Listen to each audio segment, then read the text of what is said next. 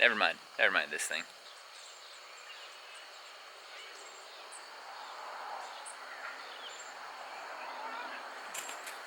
Good morning.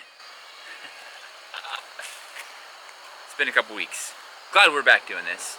I was trying to figure out the next step. Like, I got the core videos in, the easy ones, right?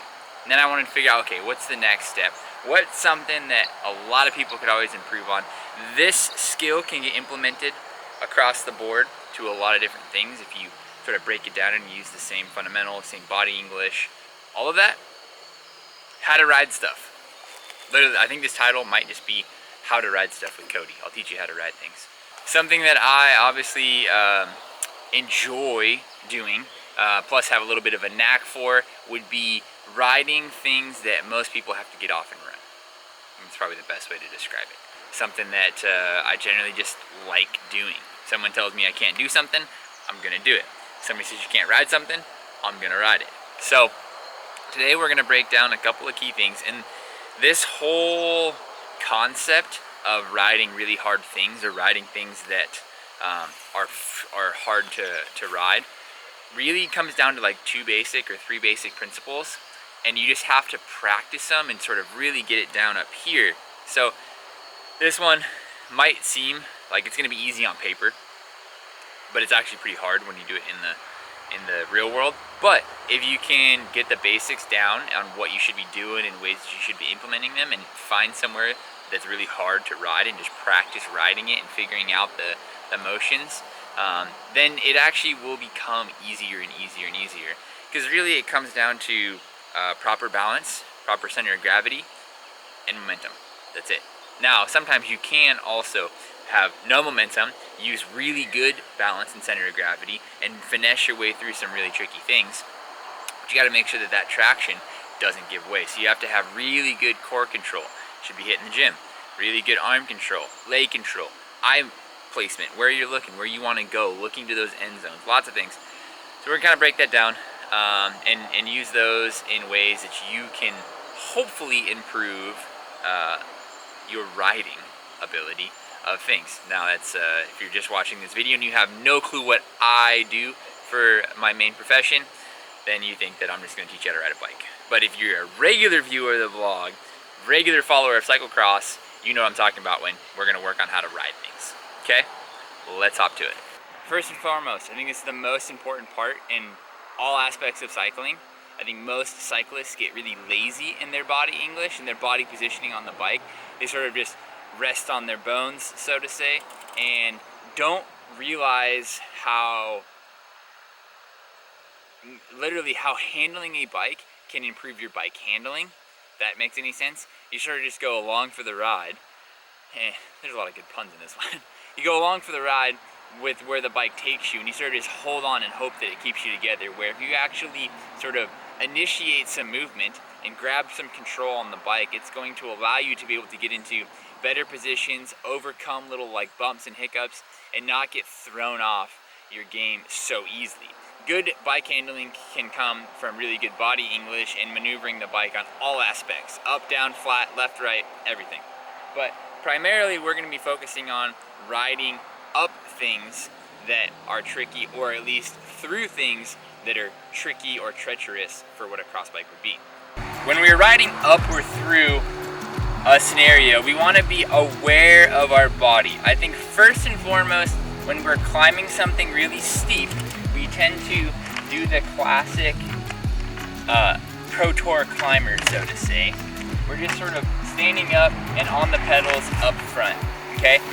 Sort of what we picture most people want to do, and we just sort of carry our way through. Now what this does is it takes a lot of weight off the back of our bike, and primarily off the tire, the only contact point on the bike, and it puts us over the pedals.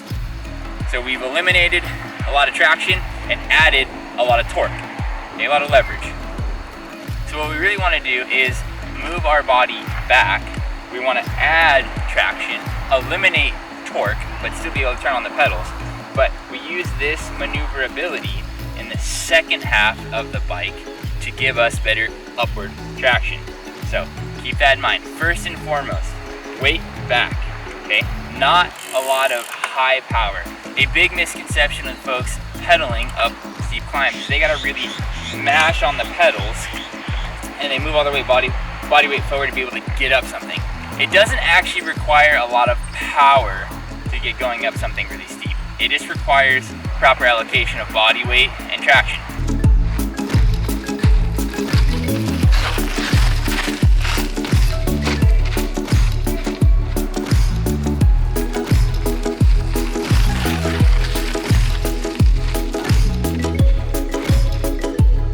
So with the difference in body position, basically what we're doing is giving ourselves a better application of power.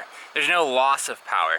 It still might break free on a hard DG surface like this. I still might be losing traction, but when you have that sort of fighter position, a little more hunkered down, better stance on the bike, better positioning, what you're doing is if you have a slight slip or hiccup, it doesn't throw you off.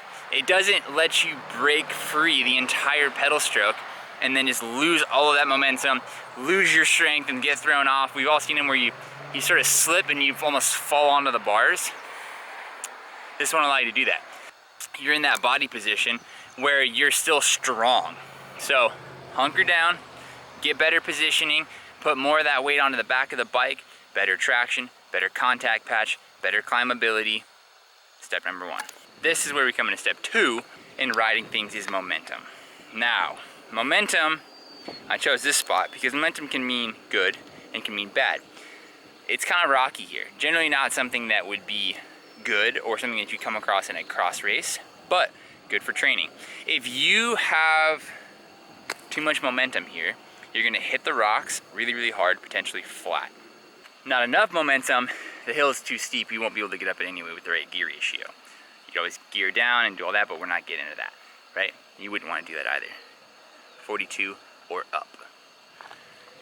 Kind of comes in flat, high speed bike trail here. High speed DG. Gets super rocky right through this whole zone. And then right about here, it actually gets smooth. And it's smooth the rest of the way up. It's steep, it's decomposed, but it is good traction. Well, quasi good traction. So what we want to do is we want to carry our speed through here, sort of let off the gas, carry it through, and head up. And sort of stay on top of the bike, get through the turn, and keep going up the hill with as much momentum as possible. Stay on top of the gear, keep our weight back, good traction. This is like a super penultimate situation. Most people would probably run this, but this is a classic Cody rode it. Good training.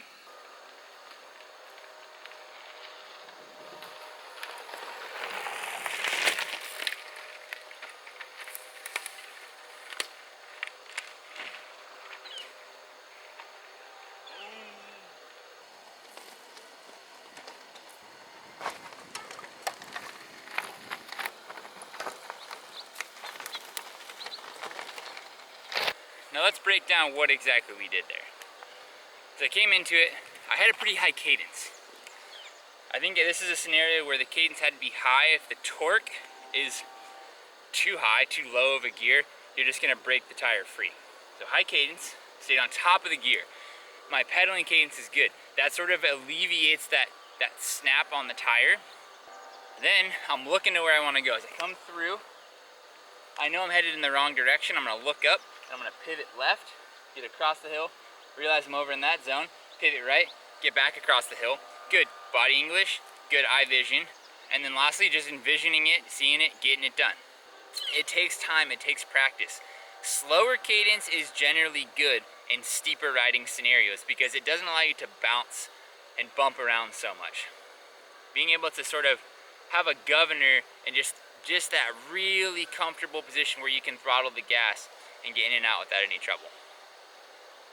That's all it takes. I'm just kidding. But what I hope this does is it gives you all the ability to see the skills, to see the tricks, to see the tips, and go practice it, go implement it. I want to see more of y'all riding stuff next year when cross season comes back around. I know it's gonna. And I want y'all to have the confidence that you can get through a course without having to get off, unless it's stairs or barriers. That also may be coming later on down the road. But have the skills, have the tips, have the tricks, have that playbook filled. Just keep goofing around. This is fun to me. I'd come out here on an evening and just goof around and try to ride stuff on a rest day, and I mean, it's actually a pretty good workout. But something where you don't have that like regimented training, have a regimented training for your skills, because that's going to come into play too, and it's something that's often overlooked.